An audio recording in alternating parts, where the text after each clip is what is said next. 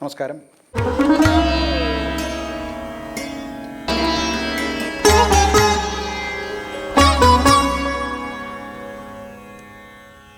ജ്യോതിർദർശനത്തിലേക്ക് എല്ലാവർക്കും സ്വാഗതം. ജൂൺ മാസം 28 മുതൽക്ക് ജൂലൈ മാസം 4 വരെ ഉള്ള ഒരാഴ്ചക്കാലത്തെ എല്ലാ രാശിക്കാരുടെയും മേഷാദി 12 രാശിയുടെയും സാമാന്യ ഫല നിരൂപണമാണ് ഇവിടെ നടത്തുന്നത്. ഗ്രഹസ്ഥിതി പറഞ്ഞാൽ ഗുരു, അതായത് വ്യാഴം കർക്കിടകത്തിലാണ്, ബുധനും കർക്കിടകത്തിലാണ്, ശുക്രനും കർക്കിടകത്തിലാണ്, ശനി മീനത്തിലും, രാഹു കുംഭത്തിലും, കേതു ചിങ്ങത്തിലും, സൂര്യൻ മിഥുനത്തിലും, ചൊവ്വ അതായത് കുജൻ ഇടവത്തിലുമാണ്. കർക്കിടകത്തിലെ ഗുരു ബുധ ശുക്ര സംയോഗം അത് വളരെ ഒരു പ്രത്യേകതയുള്ളൊരു യോഗമാണ്. അതായത് കുടുംബം, വിദ്യാഭ്യാസം, അതുപോലെ ധനകാര്യം, ധനവിഷയങ്ങൾ, അതിൻ്റെ ആസൂത്രണം മുതലായിട്ടുള്ള പല കാര്യങ്ങളും ഇതിനെയൊക്കെ വളരെ കൂടുതൽ സ്വാധീനിക്കുന്ന ഒരു യോഗമാണ് ഈ 3 ഗ്രഹങ്ങളുടെയും യോഗം. നമുക്ക് ഓരോ രാശികളുടെയും പ്രത്യേകം ഫലം നോക്കാം. ആദ്യം നമുക്ക് മേടം രാശിയാണ് എടുക്കുന്നത്. അശ്വതി, ഭരണി, കാർത്തികയുടെ ആദ്യപാദം, ഈ 3 നക്ഷത്രങ്ങളിൽ വരുന്നവരെ മേടൻ രാശി എന്ന് വിളിക്കുന്നു. അവരുടെ തൊഴിൽ സംബന്ധമായിട്ട് അഥവാ ജോലി, തൊഴിൽ, ബിസിനസ്, മറ്റു കാര്യം, അവരുടെ പ്രൊഫഷണൽ ആയിട്ടുള്ള കാര്യങ്ങൾ നോക്കുകയാണെങ്കിൽ സൂര്യൻ കൂടുതൽ സ്വാധീനം ഉണ്ടാക്കുന്നുണ്ട്. സൂര്യൻ്റെ 3-ാം ഭാവത്തിലാണ് സ്ഥിതി. അത് കൂടുതൽ ഊർജ്ജസ്വലതയോടുകൂടി ജോലി ചെയ്യാൻ സാധിക്കുന്നുണ്ട്. പുതിയ കാര്യങ്ങളിൽ മുന്നിട്ടിറങ്ങി അത് വേണ്ട വിധത്തിൽ പ്രവർത്തിച്ച് ആ സാഹചര്യങ്ങൾ മനസ്സിലാക്കി പ്രവർത്തിച്ച് വിജയത്തിലേക്ക് കൊണ്ടുപോകാൻ സാധിക്കും. നിങ്ങളുടെ പ്രവർത്തനശേഷിയൊക്കെ നിങ്ങളുടെ ഹയറപ്സ്, അതായത് മേലുദ്യോഗസ്ഥരോ ഒക്കെ അഭിനന്ദിക്കാനും ഒക്കെ സാധ്യത കാണുന്നുണ്ട്. 4-ലാണെങ്കിൽ വ്യാഴവും അതായത് ഗുരുവും ബുധ ശുക്രനും യോഗം ചെയ്ത് നിൽക്കുകയാണ്. വീട്, വാഹനം സംബന്ധിച്ച് പല കാര്യങ്ങളും ചെയ്യേണ്ടതായിട്ട് വരും. അതിലേക്ക് കൂടുതൽ ശ്രദ്ധ പോവും. ഒരേപോലെ ജോലി സ്ഥലത്തും കുടുംബത്തിലും കൂടുതൽ ശ്രദ്ധ നൽകേണ്ടതായിട്ട് വരും. അത് അല്ലെങ്കിൽ ബിസിനസ്സും മറ്റൊക്കെ ചെയ്യുന്നവർക്ക് അവരുടെ ജോലി സ്ഥലം സംബന്ധിച്ച് ഫാക്ടറിയോ ഓഫീസോ അങ്ങനെയൊക്കെ ഉള്ളതൊക്കെ പുതുക്കുക, പുതിയ ഒരു ശാഖ തുറക്കുക, ഉള്ളത് റിനോവേറ്റ് ചെയ്യുക മുതലായിട്ടുള്ള കാര്യങ്ങൾക്കും ഒക്കെ ആലോചിക്കാൻ പറ്റും. അത് നടക്കുകയും ചെയ്യും. ആലോചിക്കുന്നവർക്ക് നടത്താൻ പറ്റിയ സമയമാണ്. ധനപരമായിട്ട് കുറേ ചിലവുകൾ വരാൻ സാധ്യതയുണ്ട്. വീട് സംബന്ധിച്ചും വാഹനം സംബന്ധിച്ചുമൊക്കെയുള്ള ചില അഡീഷണൽ ചിലവുകൾ വരാൻ സാധ്യതയുണ്ട്. ഇത് ഇങ്ങനെ ചെയ്യുന്ന ചിലവുകൾ, വീടിനോ അല്ലെങ്കിൽ ഭൂമിക്കോ ഒക്കെ വേണ്ടിയിട്ട് ചെയ്യുന്ന ചിലവുകൾ അതൊരു നഷ്ടമായിട്ട് കണക്കാക്കേണ്ട കാര്യമില്ല. ഭാവിയിലേക്ക് അത് ഉൽപ്പാദനക്ഷമത വർദ്ധിക്കുന്നത് ആയിരിക്കും. അഥവാ അതുകൊണ്ട് നേട്ടം ഉണ്ടാകും. അതുകൊണ്ട് പണം ചെലവ് ചെയ്തു അതൊരു നഷ്ടമാണ് എന്ന് വിചാരിക്കേണ്ട കാര്യമില്ല. കുടുംബത്തിന് വേണ്ടിയിട്ട് പണം ചെലവഴിക്കാൻ അതിനുള്ള ധനാഗമ മാർഗങ്ങളുണ്ടാവും. അത് ചെലവഴിക്കുന്നതിൽ മടി കാണിക്കേണ്ട കാര്യമില്ല എന്നർത്ഥം. ആരോഗ്യപരമായിട്ട് കുറച്ച് സമ്മർദ്ദം കൂടുതലുള്ള, മാനസിക സമ്മർദ്ദമൊക്കെ കൂടുതൽ ഉണ്ടാകും. അത് ജോലി സ്ഥലത്തും അതോടൊപ്പം തന്നെ കുടുംബ കാര്യങ്ങളിലും ഒരേ സമയം ജോലി ചെയ്യേണ്ടതായിട്ട് വരുന്നു എന്നുള്ളതുകൊണ്ട് അതിൻ്റേതായിട്ടുള്ളൊരു സ്ട്രെസ്സ്, കുറച്ച് സമ്മർദ്ദങ്ങൾ ഒക്കെ വരാൻ സാധ്യതയുണ്ട്. അതുകൊണ്ട് ചില മാനസിക സംഘർഷങ്ങളൊക്കെ ഉണ്ടാകാം. അതുകൊണ്ടുണ്ടാകുന്ന ക്ഷീണവും ഒക്കെ ഉണ്ട്. വിശ്രമം ഒരു ആവശ്യമാണെന്ന് മനസ്സിലാക്കുക. കുടുംബപരമായിട്ട് സ്വന്തം അഭിപ്രായം കുടുംബത്തിലുള്ളവരെ മറ്റുള്ളവരെ കൊണ്ട് അംഗീകരിപ്പിക്കാൻ, അഥവാ അവരംഗീകരിക്കും.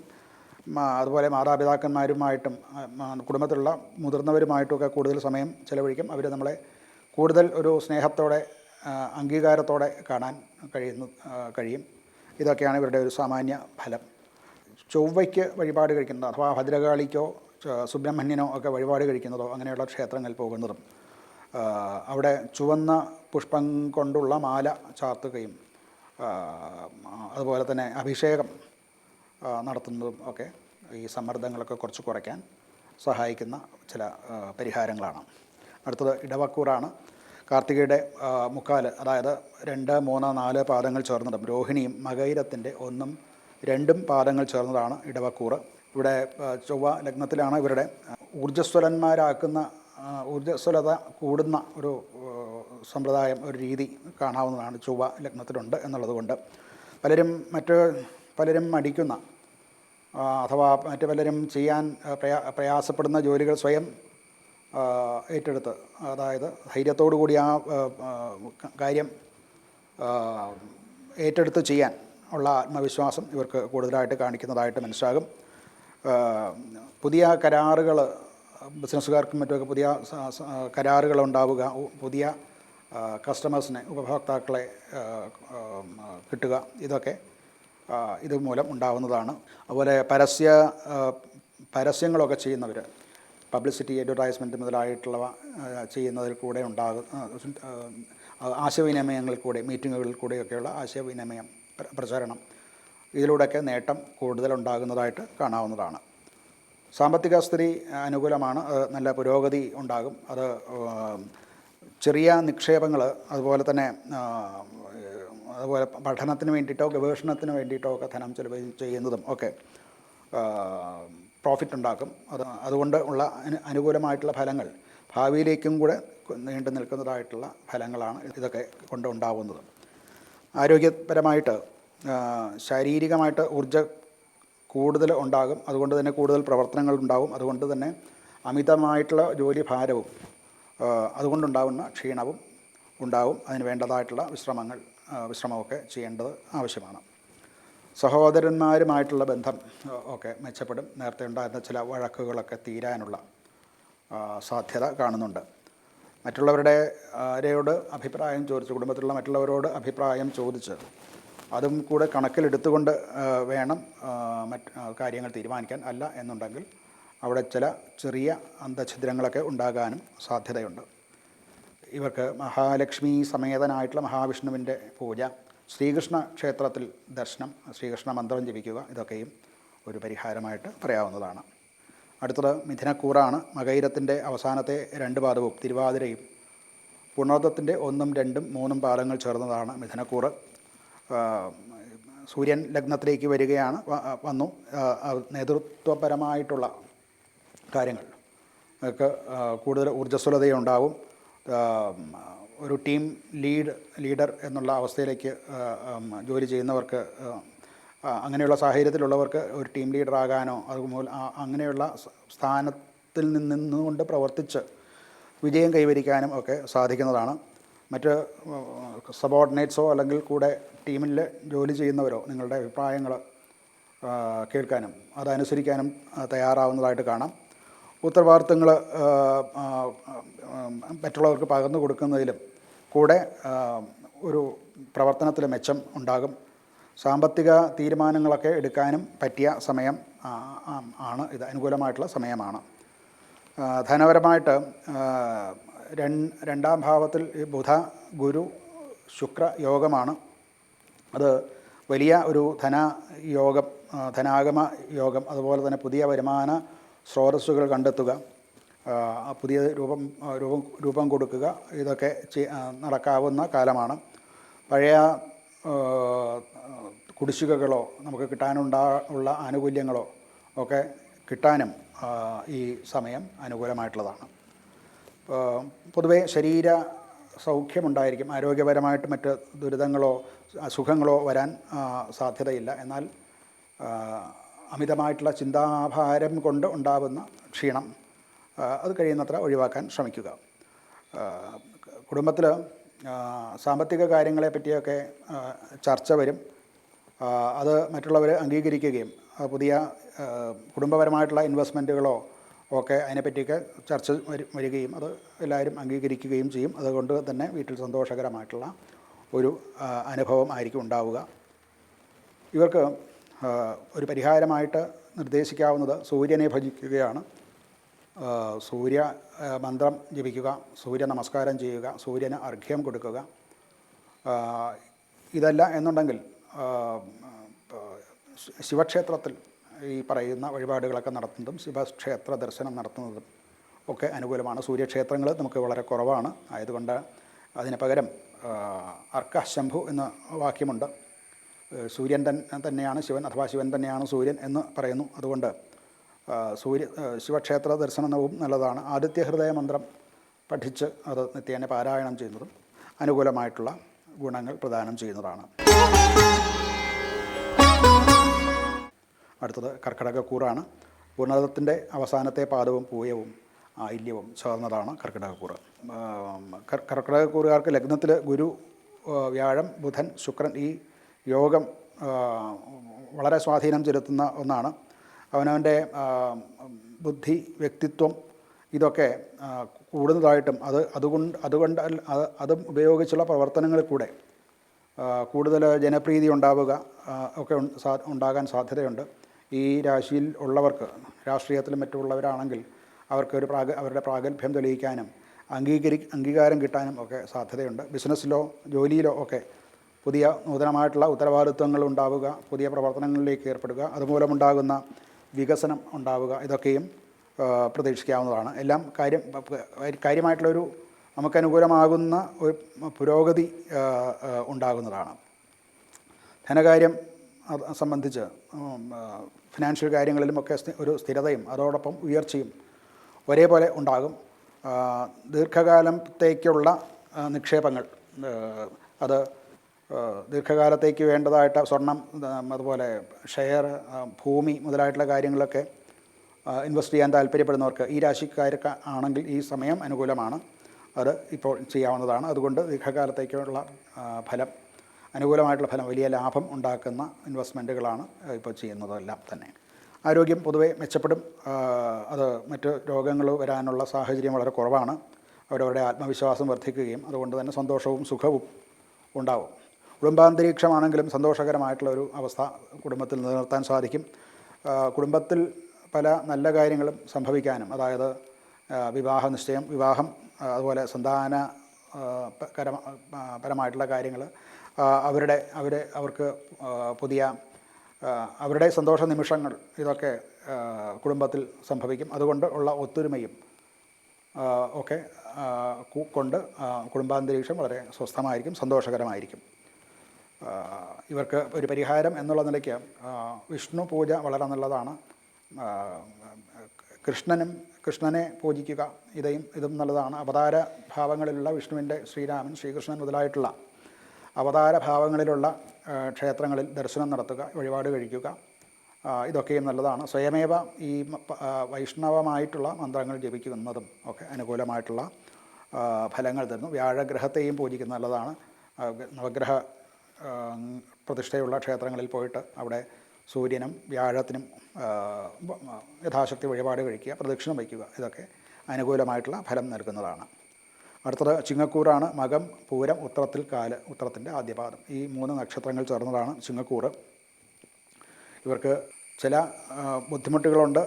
അത് കുറച്ചൊന്ന് വേഴ്സൺ ചെയ്യാനും ഈ ആഴ്ച കാര്യമായിട്ട് അങ്ങനെ ഒരു ഫലമാണ് അവരെ കാത്തു നിൽക്കുന്നത്. ഒന്നാമത് കേതു ആണ് ലഗ്നത്തിൽ നിൽക്കുന്നത്. അപ്പോൾ പല കാര്യങ്ങൾക്കും ഒരു വ്യക്തതക്കുറവ് ഉണ്ടാകും.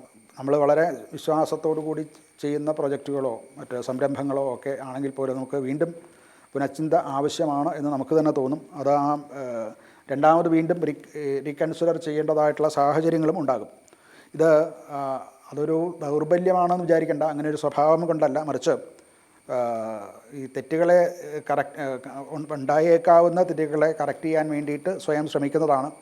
12ാം ഭാവത്തിൽ വ്യാഴവും ബുധനും ശുക്രനും യോഗം ചെയ്യുന്നുണ്ട്. അത് ചില ഗുണങ്ങളും ഉണ്ടാക്കും. അതായത് വിദേശ സംബന്ധമായിട്ടുള്ള കാര്യങ്ങൾ, ജോലികളോ ബിസിനസ്സോ കരാറുകളോ അങ്ങനെയൊക്കെ ഉള്ളത്, അതുപോലെ തന്നെ ഓൺലൈൻ ചെയ്യുന്ന ജോലികൾ, ആശുപത്രി സംബന്ധമായിട്ടോ ഗവേഷണപരമായിട്ടോ അല്ലെങ്കിൽ രസവിദ്യ, കെമിക്കൽ ആയിട്ടുള്ള ബിസിനസ്, ഇങ്ങനെ അല്ലെങ്കിൽ അതിൽ ഗവേഷണം, മറ്റു കാര്യങ്ങളൊക്കെയും ആത്മീയ കാര്യങ്ങളിലും ഒക്കെ ജോലി ചെയ്യുന്നവർക്ക്, ആ മേഖലകളിൽ ജോലി ചെയ്യുന്നവർക്ക് അനുകൂലമായിട്ടുള്ള കാലമാണ് ഇത്.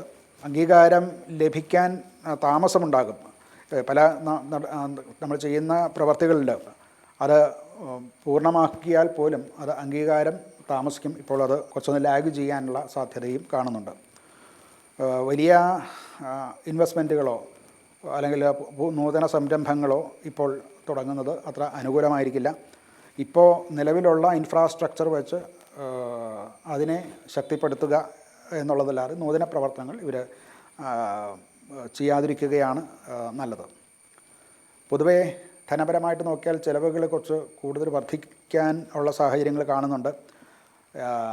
ആരോഗ്യ സംബന്ധമായിട്ടുള്ള കാര്യങ്ങൾ, ആശുപത്രി മുതലായിട്ടുള്ള ചിലവുകൾ, യാത്രാ സംബന്ധമായിട്ട്, വിദ്യാഭ്യാസം സംബന്ധമായിട്ടും ഒക്കെയുള്ള പണം ചിലവ് ഇവർക്ക് കൂടുതലുണ്ടാവാം. അനാവശ്യമല്ല ചിലവുകൾ എങ്കിൽ പോലും അനാവശ്യമെന്ന് തോന്നിക്കുന്ന രീതിയിലുള്ള ചിലവുകൾ അവർക്കുണ്ടാകും. പഴയ നമ്മളുടെ ഒരു സാമ്പത്തിക പദ്ധതി ബിസിനസ്സിലും മറ്റുമൊക്കെ ഉണ്ടായിരുന്നു എന്നുണ്ടെങ്കിൽ അത് വീണ്ടും പുനർചിന്തയ്ക്ക് വിധേയമാക്കേണ്ടി വരും. അത് പുനഃക്രമീകരിക്കേണ്ടതായിട്ട് വരും. അല്ലെന്നുണ്ടെങ്കിൽ കടം വന്നുകൂടാൻ, ബിസിനസ്സിനും മറ്റുമൊക്കെ ആണെങ്കിൽ കടം വന്നു ചേരാനുള്ള സാധ്യത ഉണ്ട്. അതുപോലെ കടം കൊടുക്കാതിരിക്കുകയും എന്നതും നിർബന്ധമാണ്. അങ്ങനെയുള്ള കടം കൊടുക്കുന്നത് അതൊരു വലിയ വഴക്കിലേക്കൊക്കെ പോകാനുള്ള സാധ്യത കാണുന്നുണ്ട്. അതുകൊണ്ട് അതിൽ വളരെ ജാഗ്രതയോടുകൂടി വേണം ചെയ്യാൻ.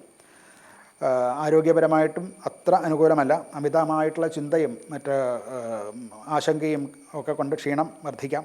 ശിരസ്സ് സംബന്ധമായിട്ടോ കണ്ണ് സംബന്ധമായിട്ടും ഒക്കെയുള്ള ചില രോഗങ്ങൾ വരാതിരിക്കാൻ ശ്രദ്ധിക്കേണ്ടതാണ്. നമുക്ക് ഇങ്ങനെയുള്ള സന്ദർഭങ്ങളിൽ കുടുംബത്തിൻ്റെ ഒരു പിന്തുണ നമ്മൾ ആഗ്രഹിക്കുന്ന ഒരു സമയമാണ്. അത് വേണ്ട വിധത്തിൽ കമ്മ്യൂണിക്കേഷൻ നന്നാക്കുകയാണ് എന്നുണ്ടെങ്കിൽ അത് സംസാരം കൊണ്ട് അത് ഉണ്ടാക്കേണ്ടതാണ്. അഭിപ്രായ വ്യത്യാസങ്ങളൊക്കെ ഉണ്ടാകാമെന്നുണ്ടെങ്കിലും നമ്മുടെ വാക്കുകളുടെ ക്ലാരിറ്റി കൊണ്ട് അത് കുടുംബത്തിൽ ഉണ്ടാകും. ഇവർക്ക് ഒരു കേതുവാണ് ലഗ്നത്തിൽ. കേതു അഗ്നിയെയും ഗണപതിയെയും ഒക്കെ ആണ് അതിൻ്റെ അതിദേവതയായിട്ട് പറയുക. അപ്പോൾ ഗണപതി പൂജ ചെയ്യുന്നതും ഗണപതി ഹോമം ചെയ്യുക മുതലായിട്ടുള്ള കാര്യങ്ങളൊക്കെ നല്ല കാര്യമാണ്. അതുപോലെ തന്നെ വിദ്യാർത്ഥികൾക്ക് പഠന സഹായം ദാനമായി കൊടുക്കുന്നത്, വിദ്യാർത്ഥികൾക്ക് ദാനം ചെയ്യുക, അല്ലെങ്കിൽ പഠന സഹായോപകരണങ്ങൾ വാങ്ങിക്കൊടുക്കുന്നതോ ഒക്കെ നല്ല കാര്യമാണ്. അതുകൊണ്ട് പല ഗുണങ്ങളും ഇവർക്ക് ഉണ്ടാകുന്നതാണ്. അടുത്തത് കന്നിക്കൂറാണ്. ഉത്രത്തിൻ്റെ അവസാനത്തെ 3 പാദം, 2, 3, 4 പാദങ്ങളും അത്തവും ചിത്തിരയുടെ ആദ്യ 2 ഭാഗങ്ങളും ചേർന്നതാണ് കന്നിക്കൂറ്. ഇവർക്ക് 11ാം ഭാവത്തിലെ ലാഭസ്ഥാനം എന്നാണ് 11ാം ഭാവത്തെ പറയുക. ലാഭസ്ഥാനത്തിലെ ഗുരു ബുധ ശുക്ര സംയോഗം പല ലാഭയോഗങ്ങൾക്കും ഉള്ളതാണ്. ആ ലാഭയോഗങ്ങളും ഉണ്ടാകാനുള്ള സാധ്യത ഉണ്ട്. പല പരിശ്രമങ്ങൾക്കും അംഗീകാരം ലഭിക്കും. മുൻപ് ചെയ്തിരുന്ന പ്രവർത്തനം കൊണ്ട് അഥവാ മുൻപ് തുടങ്ങി വെച്ച പദ്ധതികളിൽ നിന്നുള്ള ഫലം ലഭിക്കാൻ ഉള്ള കാലഘട്ടമാണിത്. തൊഴിൽ രംഗത്തുള്ള ജോലി ചെയ്യുന്നവരെ സംബന്ധിച്ചിടത്തോളം മേലുദ്യോഗസ്ഥന്മാരുടെ ഒക്കെ പ്രീതി, വിശ്വാസം അതൊക്കെ പിടിച്ചുപറ്റാൻ സാധിക്കും. ഒരു ടീം ആയിട്ട് പ്രവർത്തിക്കുന്ന, ഒന്നിച്ച് ജോലി ചെയ്യുക അല്ലെങ്കിൽ പാർട്ട്ണർഷിപ്പ് ജോലി ചെയ്യുക, അതിലൊക്കെ ഒരു ടീം ലീഡ് അല്ലെങ്കിൽ അതിൻ്റെ ഒരു പ്രധാന പങ്ക് പെട്ടയാളായിട്ട് ഒരു അംഗീകാരം കിട്ടും. അതുപോലെ തന്നെ IT മേഖലയിലും വിദ്യാഭ്യാസ മേഖലയും ബാങ്കിങ്, വ്യാപാര സംബന്ധമായിട്ടുള്ള അക്കൗണ്ടിങ് മുതലായിട്ടുള്ള കാര്യങ്ങളിലൊക്കെ ജോലി ചെയ്യുന്നവരെ സംബന്ധിച്ചിടത്തോളം നല്ല ഉയർച്ച, പ്രത്യേകമായിട്ടുള്ള ചില നേട്ടങ്ങൾ അവർക്ക് ഉണ്ടാകാൻ സാധ്യതയുണ്ട്. ബിസിനസ്സുകാർക്കും മറ്റും പുതിയ ഒരു വരുമാന സ്രോതസ്സ് പുതുതായിട്ട് തുറന്നു വരുന്നതായിട്ട് കാണാൻ സാധിക്കും. ധനപരമായിട്ട് വരുമാന വർധന കാണുന്നുണ്ട്. പഴയ ചില കുടിശ്ശിക കിട്ടാനുള്ള ധനം അത് കിട്ടാൻ സാധിക്കും. നിക്ഷേപങ്ങളിൽ നിന്നുള്ള ചെറിയ നേട്ടങ്ങളും ഉണ്ടാകും. സുഹൃത്തുക്കൾ അല്ലെങ്കിൽ പാർട്ട്നേഴ്സ് വഴി ഉള്ള ഈ സാമൂഹിക ബന്ധങ്ങൾ ഉണ്ടാവുകയും ആ ബന്ധങ്ങളിൽ കൂടെ പുതിയ അവസരങ്ങൾ ഉണ്ടാവുകയും ചെയ്യാൻ സാധ്യതയുണ്ട്. ആരോഗ്യ നില പൊതുവേ മെച്ചം തന്നെയാണ്. മറ്റ് രോഗങ്ങളുണ്ടായിരുന്നവർക്ക് അത് കുറവ് വരുന്നതായിട്ട് കാണാവുന്നതാണ്. കുടുംബത്തിലും സന്തോഷകരമായിട്ടുള്ള കാലമാണ് അനുഭവപ്പെടുക. മക്കളുടെ കൊണ്ടുള്ള ചില നേട്ടങ്ങളോ അങ്ങനെയുള്ള ചില വാർത്തകളോ കേൾക്കാനുള്ള സാഹചര്യം ഉണ്ടാവും. ഇവർക്ക് വിഷ്ണുവിനെ ഭജിക്കുക, വിഷ്ണു സഹസ്രനാമം ജപിക്കുക, അലങ്കാര വസ്തുക്കൾ വിഷ്ണുവിന് സമർപ്പിക്കുക, അതുപോലെ ഭക്ഷണ വസ്തുക്കൾ, ഭക്ഷണം ദാനം, അന്നദാനം, ഇതും ഒക്കെ ഒരു പരിഹാരം എന്നുള്ള നിലയ്ക്ക് പറയാവുന്നതാണ്. അടുത്തത് തുലാക്കൂറാണ്. ചിത്രയുടെ അവസാനത്തെ 2 പാദവും ചോതിയും വിശാഖം 3/4, 1, 2, 3 പാദങ്ങൾ ചേർന്നതാണ് തുലാക്കൂറ്. 10ാം ഭാവത്തിൽ ആണ് വ്യാഴനും ബുധനും ശുക്രനും സ്ഥിതി ചെയ്യുന്നത്. തൊഴിൽ രംഗത്ത് അഥവാ പ്രവർത്തന മേഖലയിൽ വലിയ പ്രവർത്തനങ്ങൾ നമുക്ക് നടത്താൻ സാധിക്കും. ഒരു രാജയോഗ സമാനമാണത്.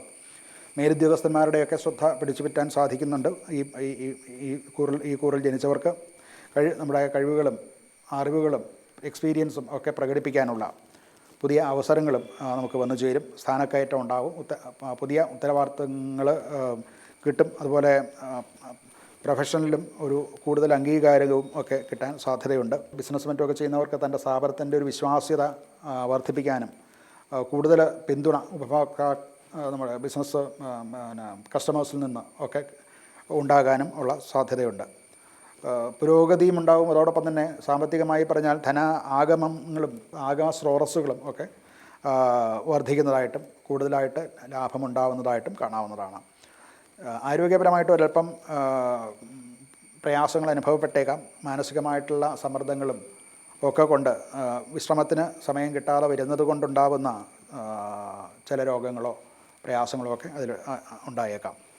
കുടുംബപരമായിട്ട് കുടുംബാംഗങ്ങളുമായിട്ടുള്ള സമയം ചെലവഴിക്കാൻ വേണ്ടത്ര സമയം കിട്ടുകയില്ല. അതുകൊണ്ടുണ്ടാകുന്ന ഒരകൽച്ച അനുഭവപ്പെട്ടേക്കാം. എങ്കിലും കുടുംബാംഗങ്ങളുടെ പൊതുവെ പിന്തുണ ഉണ്ട് എന്ന് നമുക്ക് ഉറപ്പാക്കാവുന്നതാണ്. വേണ്ടത്ര സമയം കണ്ടെത്താൻ ശ്രമിക്കേണ്ടതാണ്. നിങ്ങൾക്ക് വേണ്ടത്ര സമയം കണ്ടെത്താൻ പഴയതുപോലെ സാധിച്ചെന്നിരിക്കില്ല. ഈ പ്രവർത്തനത്തിൻ്റെ കൂടുതലുമുണ്ട്. പരിഹാരമായിട്ട് മഹാലക്ഷ്മിക്ക് നെയ്വിളക്ക് സമർപ്പിക്കുക. മഹാവിഷ്ണുവിൻ്റെ ക്ഷേത്രത്തിൽ അലങ്കാര വസ്തുക്കൾ ഒക്കെ സമർപ്പിക്കുന്നതും ഒക്കെ അനുകൂലമായിട്ടുള്ള ഫലം ചെയ്യും. ഇനിയുള്ളത് വൃശ്ചികക്കൂറാണ്. വിശാഖത്തിൻ്റെ അവസാനത്തെ പാദവും അനിഴവും തൃക്കേട്ടയും ചേർന്നതാണ് വൃശ്ചികക്കൂറ്. 9 ഭാഗ്യസ്ഥാനത്താണ് ഗുരു ബുധ ശുക്രയോഗം ഉള്ളത്. അത് വളരെ ശക്തമായിട്ടുള്ള ഒരു പുരോഗതിയും ഭാഗ്യവും ഒക്കെ നൽകുന്ന ഒരു യോഗമാണത്. വിദേശ സംബന്ധമായിട്ടുള്ള പഠനങ്ങളോ ഗവേഷണം, അതുപോലെ മറ്റ് നിയമപരമായിട്ടുള്ള കാര്യങ്ങൾ, വിദേശ ബന്ധങ്ങൾ, ത്തിൽ കൂടെയുള്ള വ്യാപാരങ്ങളും ഒക്കെ അതിനൊക്കെയും, അതുപോലെ ഗവേഷണം പബ്ലിഷിംഗ്, അത് പുസ്തക പ്രസാധനമോ അല്ലെങ്കിൽ മറ്റ് പല തരത്തിലുള്ള പ്രസാധനങ്ങളുണ്ടല്ലോ, അങ്ങനെയുള്ള പ്രവർത്തനങ്ങളിലൊക്കെ പ്രവർത്തിക്കുന്നവർക്ക് അനുകൂലമായിട്ടുള്ള സമയമാണ്. പുതിയ പദ്ധതികൾ കൊണ്ടുവരാനും അത് തടസ്സമില്ലാതെ മുന്നോട്ട് കൊണ്ടുപോകാനും അതിൽ നിന്ന് ഒരു ഭാഗ്യമുണ്ടാകാനും ഒക്കെ സാധ്യത കാണുന്നുണ്ട്. നമ്മുടെ ഗുരുതുല്യരായിട്ടുള്ള ആൾക്കാരിൽ നിന്നുള്ള ഒരു ഉപദേശവും അവരുടെ അനുഗ്രഹവും ആശിസ്സുകളും കിട്ടാനും സാധ്യതയുണ്ട്. ധനപരമായിട്ട് സ്ഥിതി കുറച്ച് മെച്ചപ്പെടും. ഇവർക്ക് ചിലവുകൾ പലതും ഉണ്ടാകാം. പ്രത്യേകിച്ച് പഠനത്തിന് വേണ്ടിയിട്ടോ ഗവേഷണത്തിന് വേണ്ടിയിട്ടോ യാത്രകൾക്ക് വേണ്ടിയിട്ടും ധനം ചെലവ് ചെയ്യേണ്ടി വരും. എങ്കിലും സാമാന്യേന ധനസ്ഥിതി മെച്ചപ്പെടുക തന്നെയാണ് ഉണ്ടാവുക. ഈ പറയുന്ന യാത്രകൾക്കോ ഗവേഷണത്തിനോ അങ്ങനെയുള്ള കാര്യങ്ങൾക്ക് വേണ്ടിയിട്ടുള്ള ധനവിനിയോഗം പോലും ഭാവിയിലേക്ക് ഗുണപരമായിട്ട് മാത്രമേ ഭവിക്കുകയുള്ളൂ. ആരോഗ്യപരമായിട്ട് പൊതുവേ നല്ല ആരോഗ്യമാണെങ്കിലും യാത്രകൾ മൂലമുണ്ടാകുന്ന ചില സന്ധിവേദന മുതലായിട്ടുള്ള കാര്യങ്ങൾ, വാദസംബന്ധമായിട്ടുള്ള ചില രോഗങ്ങളൊക്കെ ഉണ്ടാകാൻ സാധ്യതയുണ്ട്. അത് ഉള്ളവർ, അങ്ങനെ ആ രോഗം സ്വതവേ ഉള്ളവർ അത് കുറച്ചൊന്ന് ശ്രദ്ധിക്കുകയും അത് വരാതിരിക്കാൻ ശ്രദ്ധിക്കേണ്ടത് ആവശ്യമാണ്. കുടുംബപരമായിട്ട് ഗുരുസ്ഥാനീയരായിട്ടുള്ളവർ, പിതാവ്, പ്രപിതാമഹി അങ്ങനെയുള്ള ഗുരു വര്യന്മാരായിട്ടുള്ള ആൾക്കാരിൽ നിന്ന് അനുഗ്രഹമുണ്ടാകും. അവരുമായിട്ട് അവരുടെ അനുഗ്രഹാശിസ്സുകൾ നിങ്ങൾക്ക് ലഭിക്കുന്നതാണ്. അതുകൊണ്ട് തന്നെ കുടുംബാന്തരീക്ഷം വളരെ സന്തോഷകരമായിരിക്കും. ഇവർക്ക് പരിഹാരം എന്നുള്ള നിലയ്ക്ക് ശിവക്ഷേത്ര ദർശനം നടത്തുന്നതും ശിവന് അഭിഷേകം നടത്തുന്നതും, അതോടൊപ്പം തന്നെ വ്യാഴാഴ്ച ദിവസം വിഷ്ണുവിന് മഞ്ഞ പുഷ്പങ്ങളെ കൊണ്ട് ഉള്ള അഥവാ മഞ്ഞപ്പട്ട് സമർപ്പിക്കുക, ഇങ്ങനെയുള്ള കാര്യങ്ങളൊക്കെയും അനുകൂലമായിട്ടുള്ള ഫലം നൽകുന്നതാണ്. ഇനിയുള്ളത് ധനുക്കൂറാണ്. മൂലം, പൂരാടം, ഉത്രാടത്തിൻ്റെ ആദ്യപാദം, ഇതാണ് ധനുക്കൂറ്. ഇവരുടെ അഷ്ടമത്തിലാണ് ഗുരു ശുക്ര ബുധ സംയോഗം ഉള്ളത്. പുതിയ ഈ പ്രവർത്തിച്ചു കൊണ്ടിരുന്നതായിട്ടുള്ള പന്ഥാക്കളിൽ നിന്ന് മാറി പുതിയ ഒരു രീതി നടപ്പാക്കേണ്ടതായിട്ട് വരും. ഉള്ളത് അത്ര മെച്ചമല്ല എന്നുള്ളൊരു തോന്നലുണ്ടാകാൻ സാധ്യതയുണ്ട്. പുതിയ സാഹചര്യത്തിനനുസരിച്ച് തൻ്റെ ജോലിയും അഥവാ ജോലിയോ അല്ലെങ്കിൽ പ്രവർത്തനം കുറച്ചൊന്ന് മാറ്റേണ്ടതായിട്ട് വരും. ഇത് താൽക്കാലികമായിട്ട് ആണ് എങ്കിൽ പോലും ഇതുകൊണ്ടുണ്ടാകുന്ന കുറച്ച് മെൻ്റൽ സ്ട്രെസ്സും ഒക്കെ ജോലിയിലോ ബിസിനസ്സിലോ ഒക്കെ അനുഭവപ്പെടാവുന്നതാണ്.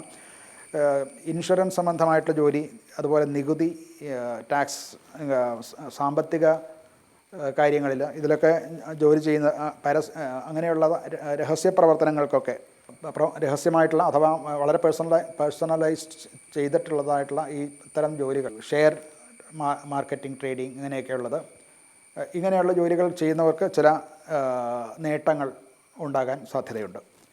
ധനപരമായിട്ട് വളരെ ശ്രദ്ധിക്കേണ്ട സമയമാണ്. നമുക്ക് നിങ്ങളുടെ ഇൻഷുറൻസ്, റീഇൻഷുറൻസ്, അതുപോലെ തന്നെ ടാക്സുകൾ, ഈ വക വിഷയങ്ങളിൽ ശ്രദ്ധയോടുകൂടി ചെയ്തില്ല എന്നുണ്ടെങ്കിൽ ചില കഷ്ടനഷ്ടങ്ങൾ ഉണ്ടാകാൻ സാധ്യതയുണ്ട്.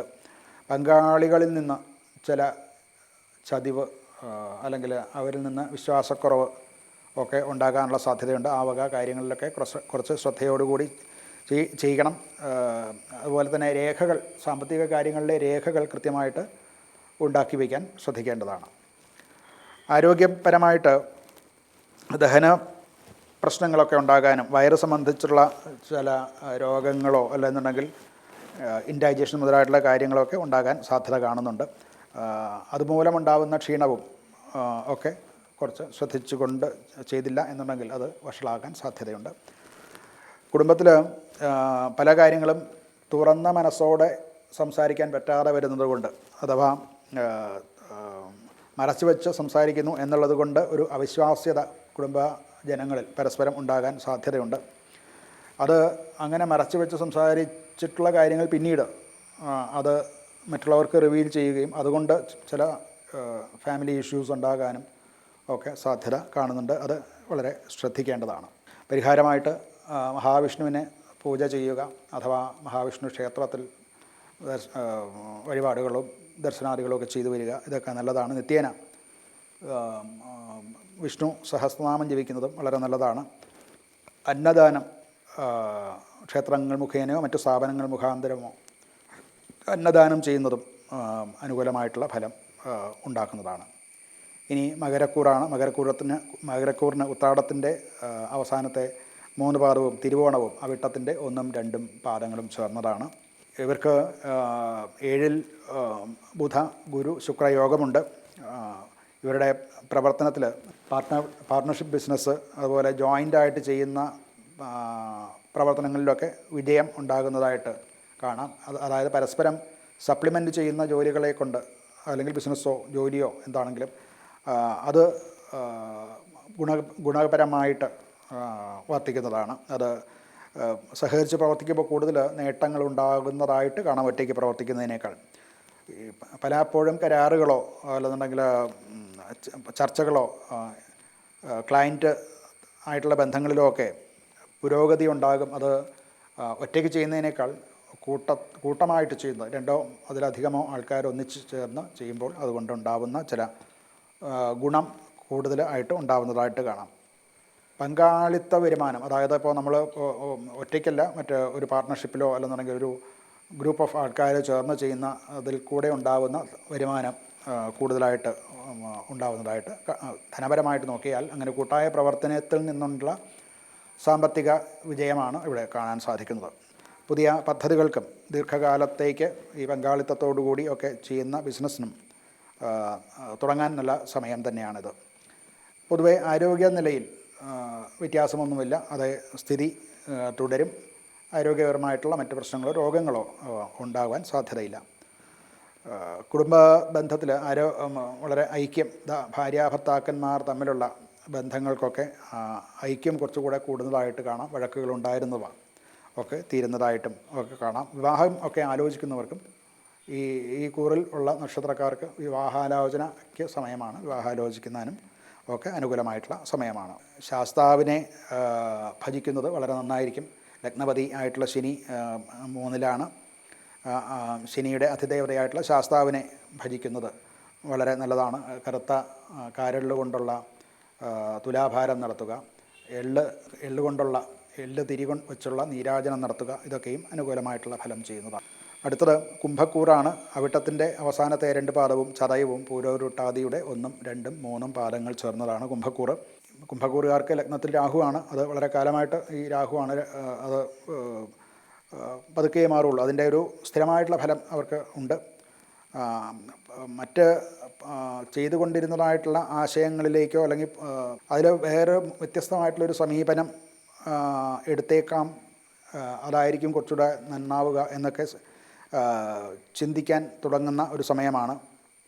പുതിയ പദ്ധതികൾ ആലോചിക്കും, അത് അവതരിപ്പിക്കാൻ സാധിക്കും.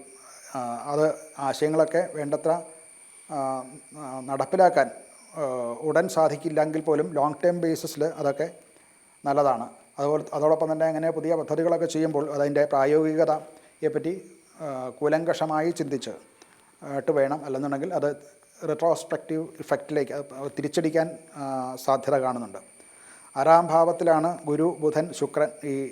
അത് ശത്രുജയത്തിന് നല്ലതാണ്. അതുപോലെ മത്സര പരീക്ഷകളിലും മറ്റുമൊക്കെ ജയിക്കാനും ഒക്കെ നല്ലതാണ്. നിയമ സംബന്ധമായിട്ടുള്ള കാര്യങ്ങളിലും ഒക്കെ ഏർപ്പെട്ടവരെ സംബന്ധിച്ചിടത്തോളം അതിൻ്റെ ഒരു വിജയം ഉണ്ടാകാനും സാധ്യത കാണുന്നുണ്ട്. വരുമാനത്തിൻ്റെ കാര്യത്തിൽ മറ്റ് ചേഞ്ചസ് ഒന്നുമില്ല. സ്ഥിരമായിട്ടുള്ള വരുമാനം കിട്ടിക്കൊണ്ടിരിക്കും. നിയന്ത്രിതമായിട്ട് കടങ്ങൾ കുറയ്ക്കാനും സാധിക്കുന്നതാണ്. ആരോഗ്യപരമായിട്ട് പഴയ ആരോഗ്യത്തിൻ്റെ മോശമായിട്ടുണ്ടായിരുന്ന അവസ്ഥയിൽ നിന്ന് കുറേശ്ശെ പുരോഗതി കൈവരിക്കാൻ സാധിക്കുന്നതായിട്ട് കാണാം. മനസ്സിൻ്റെ സമ്മർദ്ദം കുറയത്തക്ക രീതിയിലുള്ള പ്രവർത്തനം ഉണ്ടാകണം. കൃത്യനിഷ്ഠയോടുകൂടിയുള്ള പ്രവർത്തനത്തിൽ കൂടെ മാത്രമാണ് അത് ഈ സമ്മർദ്ദം കുറയ്ക്കാൻ സാധിക്കുക. അല്ലെങ്കിൽ ജോലിയിലുണ്ടാകുന്ന പിരിമുറുക്കം കൊണ്ട് നമ്മുടെ ആരോഗ്യം മോശമാകാനുള്ള സാധ്യത കാണുന്നുണ്ട്.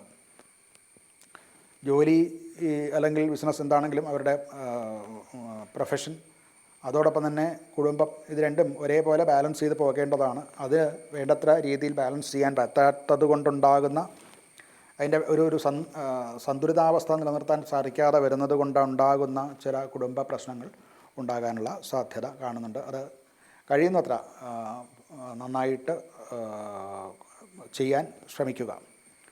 ദുർഗയ്ക്ക് പൂജ നടത്തുക, അഥവാ ദുർഗാദേവി ക്ഷേത്ര ദർശനം നടത്തുക, ഇതൊക്കെയും ഈ കാലഘട്ടത്തിൽ ചെയ്യാവുന്ന വഴിപാടുകളാണ്. ദുർഗാ സപ്തശതി മുതലായിട്ടുള്ളവ നിത്യപാരായണമുള്ളവർക്ക് അത് ചെയ്യാൻ സാധിക്കും. അല്ലെങ്കിൽ അത് പഠിച്ച് നിത്യേന കുറേശ്ശെ ഓരോരോ ഭാഗങ്ങളായിട്ട് പാരായണം ചെയ്യുന്നത് ദീർഘകാലത്തേക്ക് അത് വലിയ ഫലം നൽകുന്നതാണ്. അടുത്തത് മീനക്കൂറാണ്. പുരൂരുട്ടാതി കാല് അവസാനത്തെ ഒരു പാദം, ഉത്രട്ടാതി, രേവതി, ഈ നക്ഷത്രങ്ങളാണ് മീനക്കൂറിൽ വരുന്നത്. ഏതാണ്ട് ഏഴര ശനി എന്നാണ് പറയുക. 7.5 വർഷക്കാലത്തോളം ശനി 12-ലും ലഗ്നത്തിലും 2-ാം ഭാവത്തിലും നിൽക്കുന്ന കാലത്തിനാണ് 7.5 ശനി എന്ന് പറയുന്നത്. അത് ലഗ്നത്തിൽ ശനി വരുന്ന ആ ഒരു 2.5 വർഷക്കാലം എന്നുള്ളത് തന്നെയാണ്. ആ കാലത്താണ് 7.5 ശനിയും കണ്ടകശനിയും കൂടെ ഒന്നിച്ച് വരുന്നത്. ഈ രേവതി നക്ഷത്രക്കാർക്ക്, ഈ മീനക്കൂറുകാർക്ക് കണ്ടകശനിയുടെ മൂർധന്യമായിട്ടുള്ള കാലമാണ്, അതിൻ്റെ മധ്യത്തിലാണ് എന്നുള്ളത് ഓർമ്മ വേണ്ടതാണ്. അതിന് ഈ 2.5 വർഷക്കാലത്തേക്ക് വ്യത്യാസങ്ങളൊന്നും വരില്ല. എങ്കിൽ പോലും അതിൻ്റെ ഗുണവും നമുക്ക് അതായത് ഗുണം എന്ന് പറയുന്നത് അവനവനെ കൂടുതൽ ഉത്തരവാദിത്വ ബോധത്തോടു കൂടി പ്രവർത്തിക്കാൻ പ്രേരിപ്പിക്കുന്ന ഒന്നാണ് ഈ ശനി. ചിലപ്പോൾ അധ്വാനം, ഭാരം കുറച്ച് കൂടുമായിരിക്കാം. എങ്കിലും ഉത്തരവാദിത്വം നമുക്ക് സ്വയം ബോധ്യപ്പെടുകയും ആ ഉത്തരവാദിത്വത്തോടു കൂടി പ്രവർത്തനങ്ങൾ വേണ്ട രീതിക്ക് ചെയ്യാൻ സാധിക്കുകയും ചെയ്യും. അതുപോലെ തന്നെ ഈ 5-ാം ഭാവത്തിലേക്ക് വ്യാഴം വരിക, അവിടെ ബുധനും ശുക്രനും യോഗം ചെയ്യുക, ഇത് ഈ പറയുന്ന സ്ട്രെസ്സിനും ഒക്കെ കുറേ കുറവ് വരുത്തും എന്ന് മാത്രമല്ല, നല്ല അധ്വാനം ചെയ്യുന്നതിൻ്റെ ഫലം കിട്ടാനും സാധിക്കും.